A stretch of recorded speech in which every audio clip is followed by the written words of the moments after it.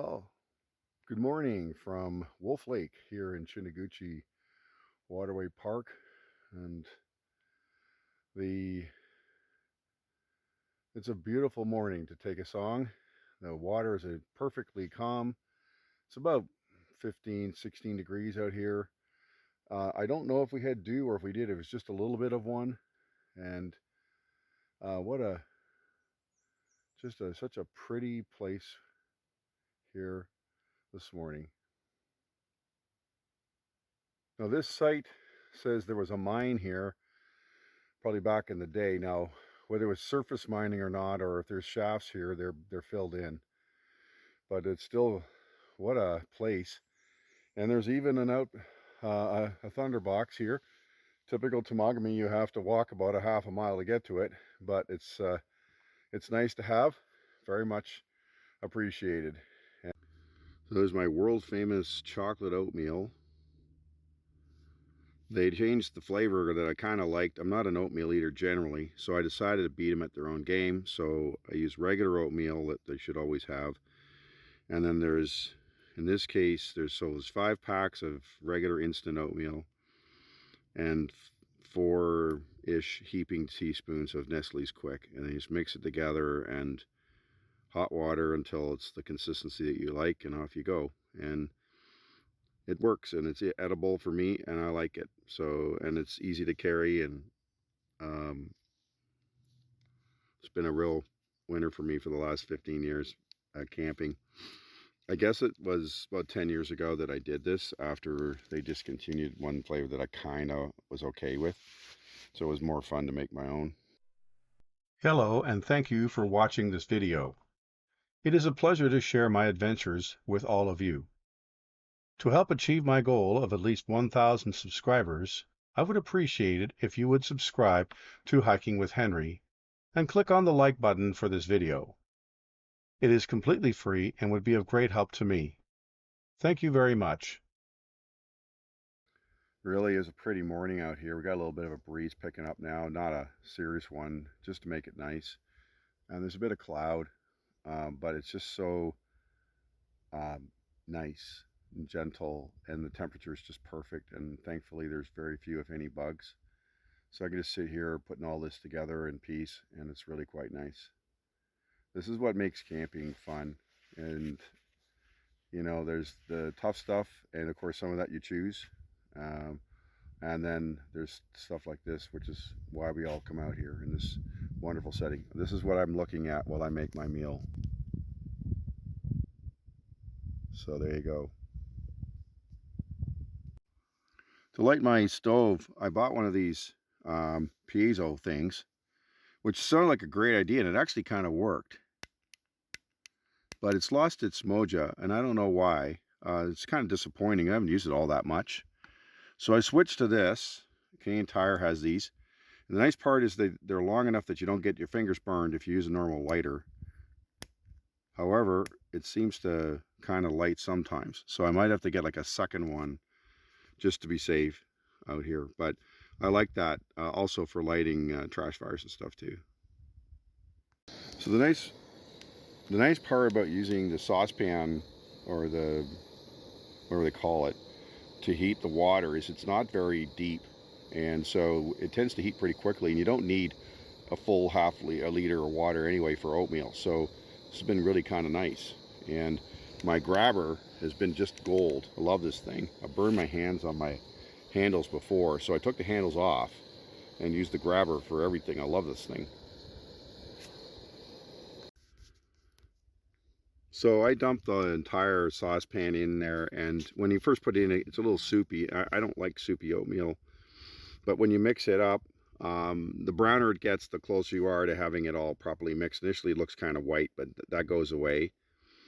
And then you can just leave it sit, and it gets pretty stiff, and then you can decide how much you want. I like to be able to, the old story about it, your spoon or fork standing up in it kind of thing is what I like to have for mine. But that part of the chocolate oatmeal issue is entirely personal preference. One of the things I've also found helpful is these things.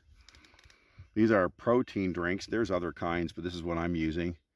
And what I like about it is I buy it at the diabetic section of the food store, not because of that problem, but because there's no sugar in it almost.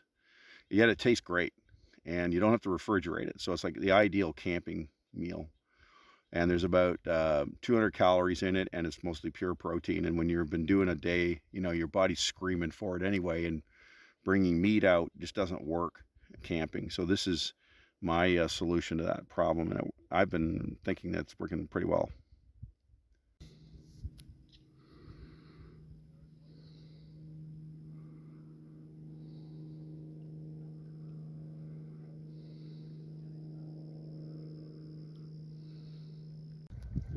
So when I look at a campsite, kind of break it up into 5 factors.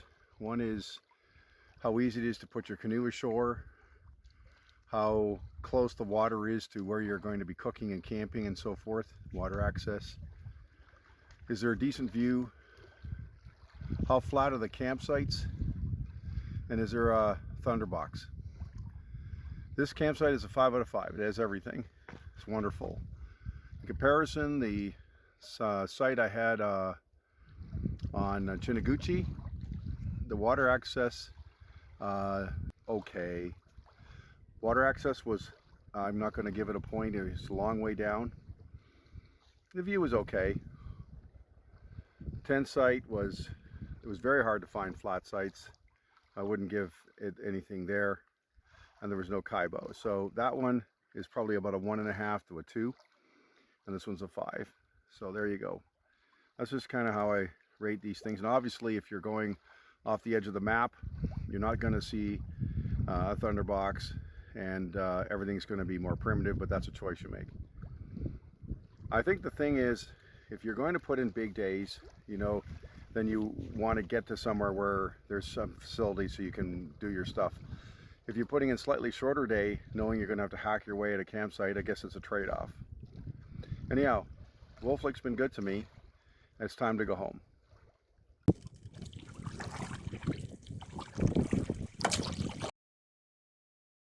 The site had everything. The canoe landing was gravel or sand. There were 2 of them. It was such a large site, you could probably find 10 or 15 level sites there for a tent. And the water access to come down for the water, you weren't coming down very far unless you were in some of the more remoter parts of the site. Cooking area was all very nice, and a big nice firebox further up. The toilet box I'm taking off a half a mark because it's just so far away from the water access. It's a long walk, but other than that, it was great. The view and the setting on Wolf Lake, you can't go wrong there, and of course the price at $0 is wonderful. So there's 96% rating on that site, the highest I've given so far this year.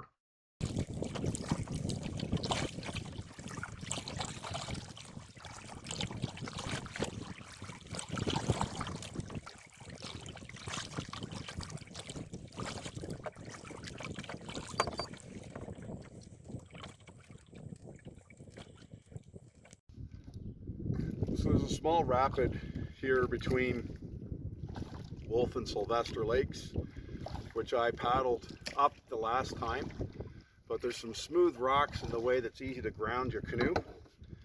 I have no idea if I can remember where they were. Anyhow, we're gonna switch over to the big stick and see what we can get through here.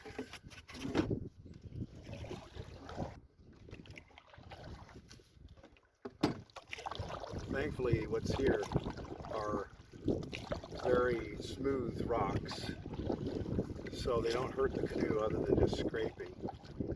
But you can't see them with the reflections.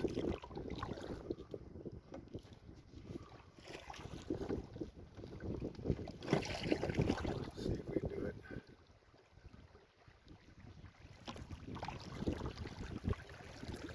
Oh, that was uneventful. Thought it'd be harder than that. I realize there's going to be wind noise on this one, and I'm in it deliberately.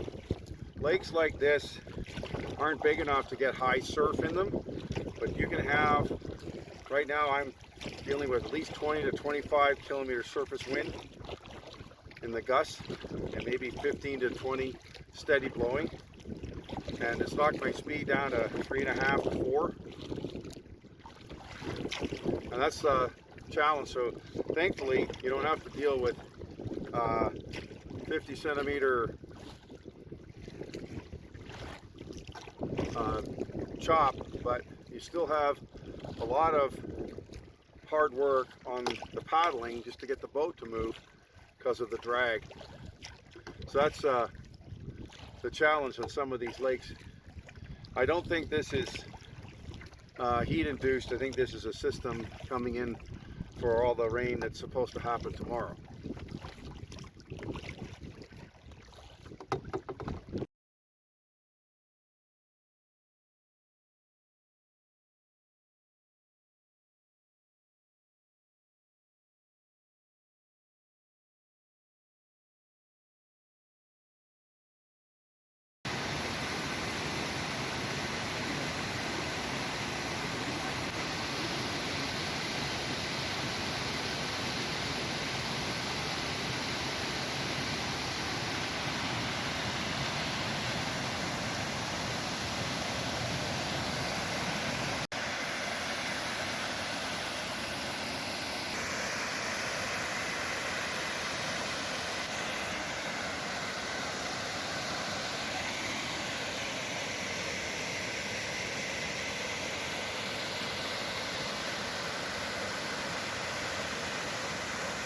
So this is this famous Paradise Lagoon here, and pretty nice little swimming hole, I will say. If you're coming up from Matagamasi and you want a day,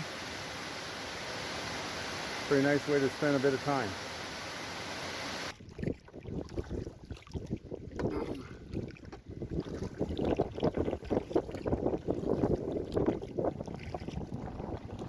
Well, this is going to be quite a drive home here. So I don't know what I can hide behind, which way, but it's coming pretty good here. Thankfully the water is not rough. Be an additional problem, but it's not. So I'm going to try the left coast for now, and we'll see if that's better.